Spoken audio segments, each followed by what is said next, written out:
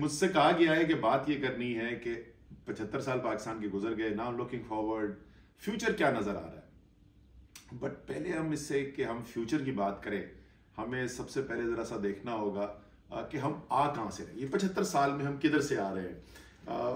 Youngsters ज्यादातर obviously बैठे हुए वहां पर, इनफैक्ट अब तो इतनी एज हो गई है पाकिस्तान की कि अच्छे भले एज वाले लोग भी पाकिस्तान बनने के बाद पैदा हुए हैं। सो जस्ट अ रिमाइंडर कि ये मुल्क जिस वक्त बना था तो इसके यूनिक सर्कमस्टांसेस थे। ये मुल्क कोई नेचुरल एथनिक बाउंड्रीज की बुनियाद के ऊपर नहीं बना हुआ, इसकी कोई हिस्टोरिकल, ऑल्दो एतजाज अहसन ने बड़ा जबरदस्त केस बिल्ड किया है एक इंडस सागा अपनी बुक के अंदर, बट एज अ नेशनहुड का कोई कॉन्सेप्ट नहीं था यहाँ पर। ये एक डेमोक्रेटिक प्रोसेस से बना मुल्क, दुनिया का पहला मुल्क था दुनिया की तारीख के अंदर जो एक वोट के जरिए जिसका फैसला हुआ था कि मुल्क बनना है, और बनना है तो कहां बनना है। सो एक यूनिक सर्कमस्टांसेस में एक मुल्क बना। जब ये मुल्क बना तो इसकी सिचुएशन ये थी कि ज्यादातर जो एक्सपर्ट्स थे वो प्रेडिक्ट करते थे 6 महीने में पाकिस्तान खत्म हो जाएगा। क्यों करते थे? आपको पता है कलेक्टिव लिटरेसी रेट इस मुल्क का जो है उस वक्त तकरीबन 3% था। जो कहते हैं ना बड़ा अंग्रेज का जबरदस्त एजुकेशन सिस्टम था, वो एजुकेशन सिस्टम सिर्फ था एलिट्स के लिए, जिस क्लास के थ्रू उसने एक्सप्लॉइट करना था सब कॉन्टिनेंट को। मैसेस जो हैं वो अनएजुकेटेड थे। पाकिस्तान जो आया का वो हिस्सा आया वो और भी ज्यादा बैकवर्ड हिस्सा था, तो यहाँ पे लिटरेसी रेट्स इवन लोअर थे, और इंडस्ट्री ना होने के बराबर थी। एक सीमेंट फैक्ट्री थी, बाकी कुछ टोटल थोड़े से टेक्सटाइल के यूनिट्स थे, कॉटन जिनिंग वगैरह के 29 इंडस्ट्रियल यूनिट्स थे पूरे ईस्ट एंड वेस्ट पाकिस्तान मिलाकर। सो ये मुल्क जो है इसने तो सर्वाइव ही नहीं करना था। लोग बोलते थे तो नेशन ही नहीं है, और पहले 25 साल यही बहस होती रही कि पाकिस्तान का कॉन्सेप्ट क्या है और पाकिस्तान क्यों बना, और इसी बहस के अंदर हम पड़े रहे। सो ये मुल्क ना सिर्फ 75 साल इसने सर्वाइव किया है, ऑल बी एट कि वो डिवाइड हुआ 1971 के अंदर 2 हिस्से बन गए।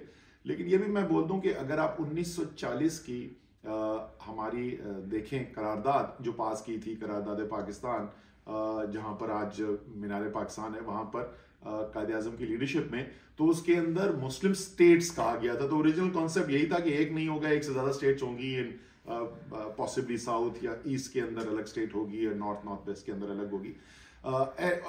B that as it may, उसके बावजूद पाकिस्तान जो है उसने तरक्की भी की, पाकिस्तान के अंदर इंडस्ट्री भी डेवलप हुई, पाकिस्तान के अंदर कॉमर्स भी डेवलप हुई, और पाकिस्तान आज एज अपोज टू जो लोग कहते हैं आज उससे बहुत बेहतर हालात के अंदर है बनिस्बत जिस वक्त 1947 के अंदर मुल्क आया था। बट ये तो मैं बात कर रहा हूँ इंडस्ट्रियल यूनिट्स, इकोनॉमी और इन चीजों की।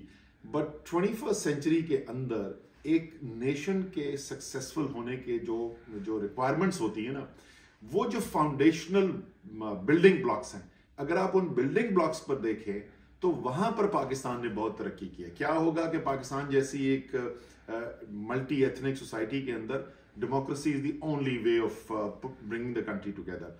पाकिस्तान की मुल्क बने हुए कुछ 60 साल से ज्यादा गुजर चुके थे, और आज तक कभी भी एक दफा भी successful civilian to civilian transfer of power नहीं हुआ। वो 2 इलेक्शन पहले हुआ, उसके बाद जो मेच्योरिटी जो पॉलिटिकल सिस्टम के अंदर नजर आती है आपको, वो आपको नजर आया कि जो नेशनल इश्यूज हैं, बड़े नेशनल इश्यूज हैं, उसके अंदर कंसेंसस क्रिएट करने की एक एबिलिटी भी क्रिएट हो गई। डज दैट मीन कि हमारा पॉलिटिकल सिस्टम बिल्कुल फर्स्ट क्लास हो गया? बिल्कुल भी नहीं है, and I don't need to tell you that. जो आजकल के हालात है, इस वक्त सोशल मीडिया ही देख लें तो आपको पता चल जाएगा कि अभी बहुत बहुत इसके अंदर बेहतरी की गुंजाइश है। इसी तरीके से आपका legal system, lawyers movement controversial, लोगों की उसके ऊपर दो राय है, लेकिन विदाउट एन इंडिपेंडेंट जुडिशरी मुल्क तरक्की कर ही नहीं सकता इस 21वीं सदी के अंदर। और आज हमारी जुडिशरी जो है विद ऑल इट्स शॉर्टकमिंग्स, और मुझे बहुत शिकायत है जुडिशरी से, लेकिन ये जो है ये जो इस वक्त के जुडिशरी है ये उससे कहीं ज्यादा इंडिपेंडेंट जुडिशरी है बनिस्बत आज से को 15-20 साल पहले जो सिचुएशन होती थी। उस लॉयर्स मूवमेंट के बाद आपको एक फॉरवर्ड मूवमेंट नजर आई है।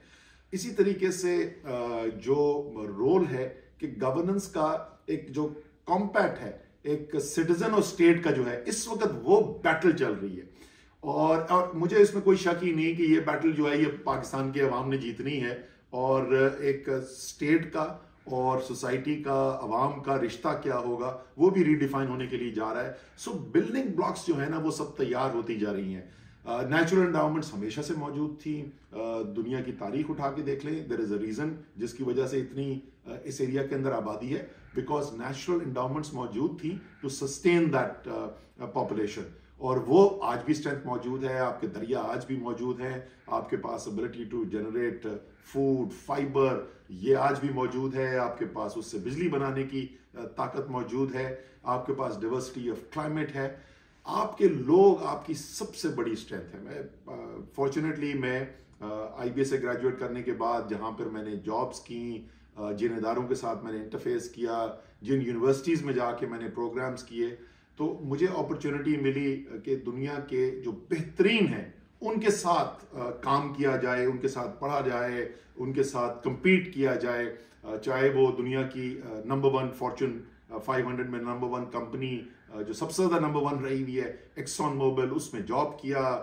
मित्सुबिशी जो एक वक्त में फॉर्च्यून 500 की नंबर 1 कंपनी बन गई थी, जॉइंट वेंचर किया। हार्वर्ड में, ऑक्सफोर्ड में, INSEAD में, बर्कले में प्रोग्राम्स किए जाके।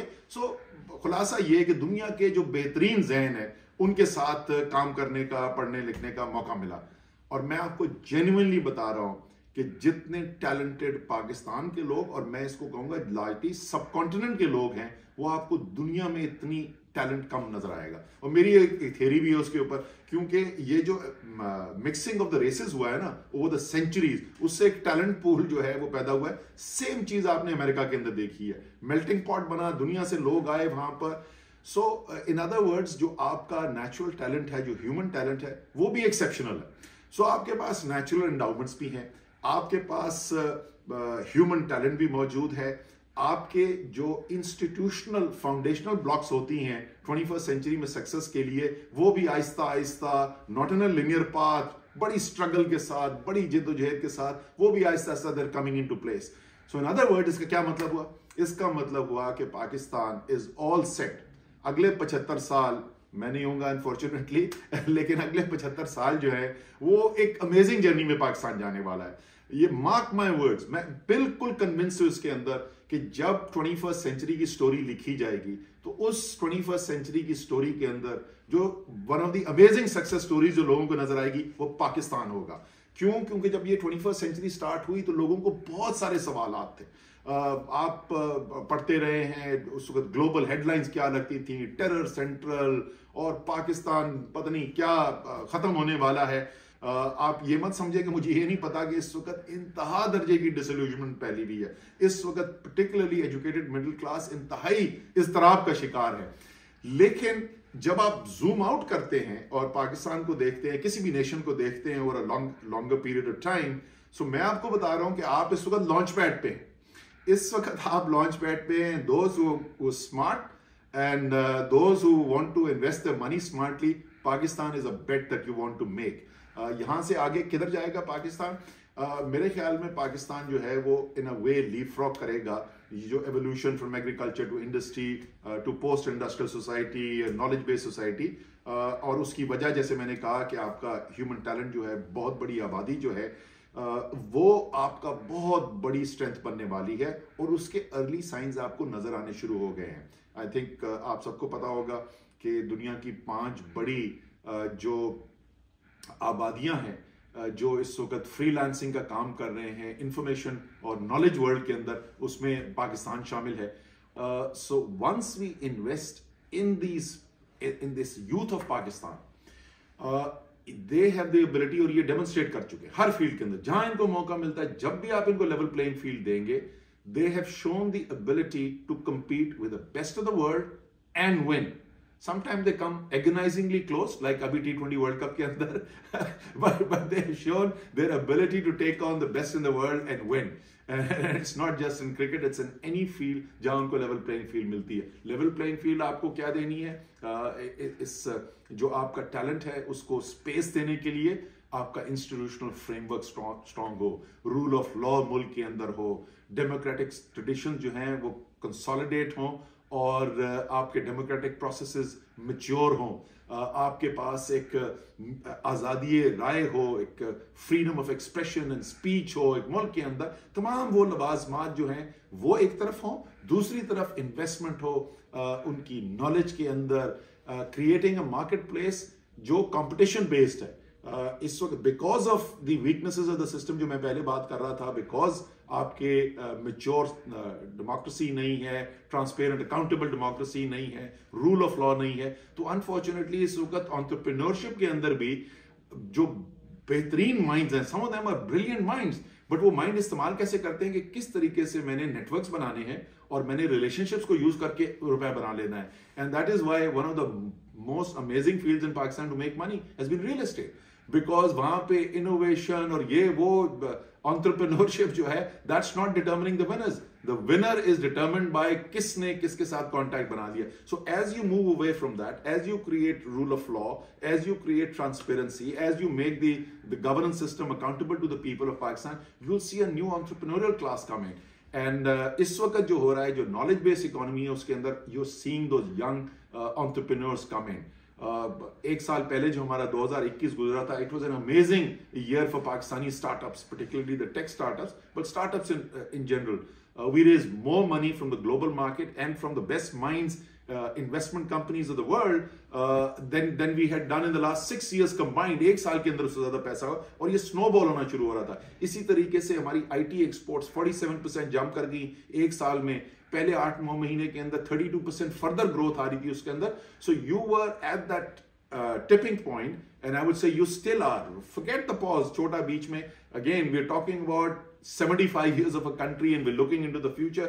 So मैं जिस वक्त when I was young, मेरे साथ के जो लोग थे वो ज्यादातर जो है they were looking for opportunities abroad, और वो बाहर जा रहे थे. And I said no, I will bet on Pakistan. मैं तो था बाहर, मैं वहां से वापस आया. And I said I will work here. And when I look back, I have been richly rewarded by the decision that I took.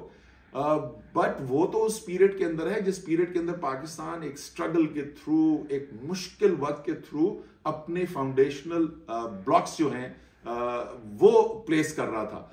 यहाँ पर तो मोर और less they are now in place. So अब जो generation है, those who bet on Pakistan, those who believe in Pakistan, those who believe in themselves, वो जो है they will be the most successful people over the next generation. And I have absolutely no doubt कि जब आप आगे जाएंगे और आप you will start looking back, you will find out कि यही टाइम था, because in my opinion year 2022 has been a defining year for Pakistan. It has shown the Pakistani nation has finally emerged, and this nation now that it's found its identity, its voice, and it has decided to assert itself, inshallah is going to be a remarkably successful nation, as I said aapko. And those who are a part of that journey, those who bet on Pakistan, will be richly rewarded, not just emotionally कि मैं पाकिस्तान का हिस्सा था और देखो मैंने पाकिस्तान के लिए काम किया और मैं यहीं पे रहा, but for themselves materially they will be huge winners